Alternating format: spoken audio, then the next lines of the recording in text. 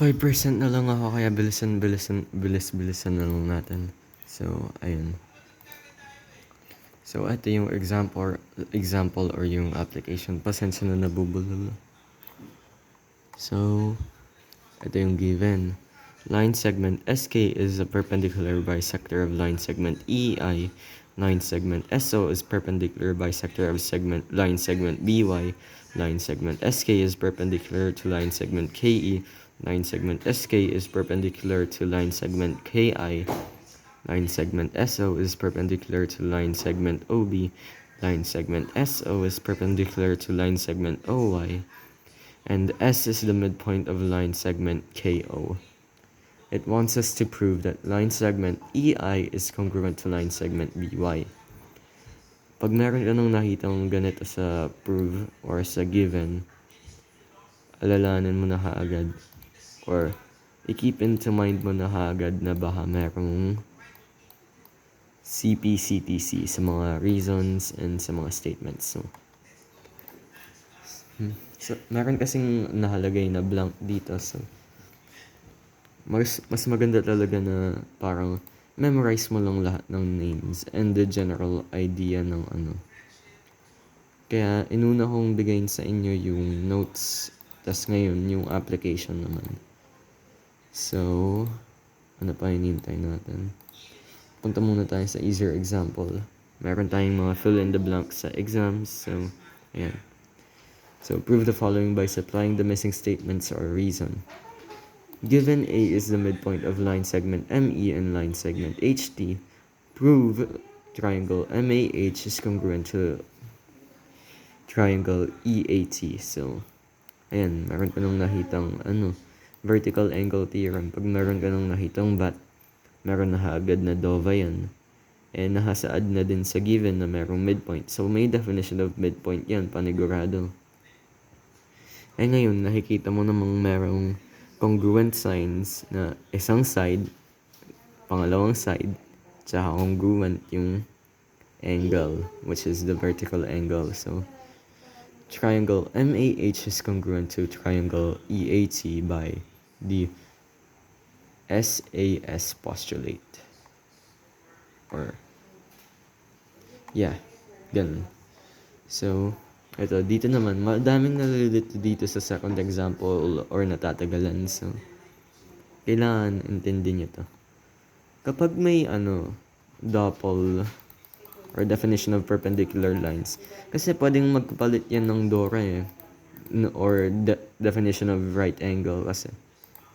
Pero, alalahanin mo na lang, kapag yung given, merong perpendicular sign, double na yun, or definition of perpendicular lines. Kasunod ng definition of perpendicular lines, kasi parang pareho lang siya sa DORA, is yung RAT or yung right angle theorem. Gets? So, susunod naman ay ito. CK is congruent to line segment KL. Nakalagay dito na, or sa given na, K is the midpoint of line segment CL. So, meron ka na kaagad ng definition of midpoint. Sa 6. Wait. So, dito sa 9, alam mo na kaagad na CP/CTC to. 8 or the second to last is just proving that since meron na tayong so sa 6, meron ng VAT. So, yung kulang mo lang is DOVA or definition of vertical angles. So, ito na kaagad. Ikaw na bahala mag-isip ng statement. Iba-iba yung perception natin of the statements. So, ngayon, pupunta naman tayo sa 8 or yung second to the last statement. Daw yung pinapaprove is line segment LP is congruent to line segment BC. Ito yung second to the last statement natin, which is triangle BKC is congruent to triangle LKP. By which postulate? Pwede natin sabihin kasi dinefine na natin sa given or sa mga statements and reason na meron pang isang angle dito, which is the vertical angle. And alam na natin congruent yung BK and yung LK.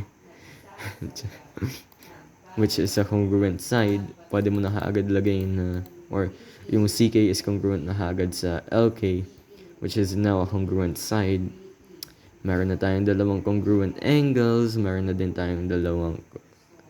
tayong isang congruent side, which will become the ASA postulate. Gets? Pasensya na, medyo mabilis. Lobat na talaga ako. 3%. So, eto na. Line segment SK is a perpendicular bisector of line segment EI. Line segment SO is perpendicular bisector of line segment BY. Line segment SK is perpendicular to line segment KE. Line segment SK is perpendicular to line segment KI. Line segment SO is perpendicular to line segment OB. Line segment SO is perpendicular to line segment OY. And S is the midpoint of line segment KO. Prove to me that line segment EI is congruent to line segment BY. So, ito na nga tayo. So, isa-isahin mo lang. Ano yung mga naka-state dun sa given? Alam na kagad natin na merong mga perpendicular bisector. Ibig sabihin nun, baka meron na kagad perpendicular bisector sa mga statements and reasons natin. Nakalagay din na perpendicular, na merong perpendicular. So, meron na din kaagad na doppel doon, or definition of perpendicular lines. Nakasaad na din sa given na merong midpoint. So, alam na kaagad natin na merong definition of midpoint doon. So, umpisahan natin. Since yung pinakamadali, hindi, kayo din bahala kung ano yung unahin nyo. Pero para sa akin, inuna ko na yung definition of midpoint. So, ang daming definition of midpoint dito. Line segment ES is congruent to line segment SY. Line segment IS is congruent to line segment SB. Line segment KS is congruent to line segment SO, all by the definition of midpoint. Basta kapag meron ka naman agad nakitang ganito, merong midpoint, alam mo na kaagad yun.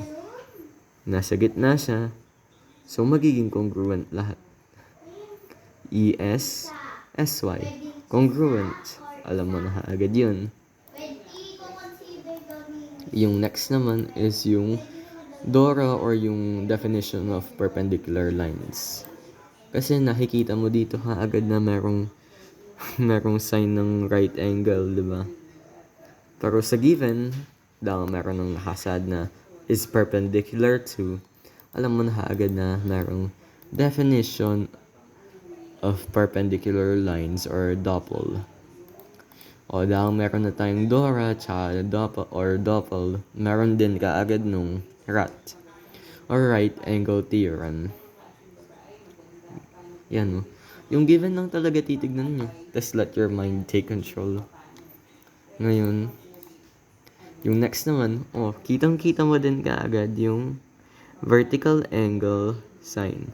Ibig sabihin nun, meron ka na kaagad mga vertical angles. Ano pa ba yung mga definition and theorems under vertical angles? DOVA, pati VAT, or definition of vertical angles and vertical angle theorem. Baka dito kasi malilito na naman kayo. Dito sa DORA or sa DOVA, una sasabihin mo muna is, kunwari, angle ESI and angle BSY are vertical angles. Yun yung definition of vertical angles.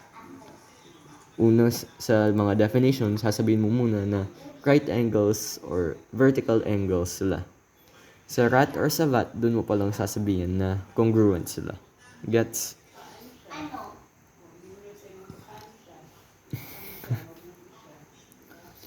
So,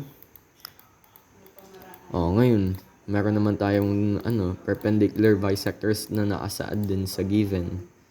Dahil merong mga perpendicular bisectors na nakasaad sa given, meron ka na kaagad, or meron ka kasing nakikita dito sa given na illustration na merong hati yung mga triangles sa gitna. classified, tas merong O dito, pati K doon. Edi, meron ka na agad. Or makikita mo agad na may perpendicular bisector ka. Lahat ng statements mo based sa given and the illustration. Kung walang nakasaad sa given na perpendicular siya, hindi mo lalagayin yun. So, kunwari, di nakasaad dito na merong mga perpendicular lines, pwede ko na nun kaagad lagayin is DORA or definition of right angle. Tapos, eto naman, alam niyo na to. Kasi isang hati lang siya sa gitna. Oh, masasabi mo na kaagad na S is congruent to line or line segment S is congruent to line segment S. Or line segment KO is congruent to line segment KO. Kasi ayan oh. Remember. Putek.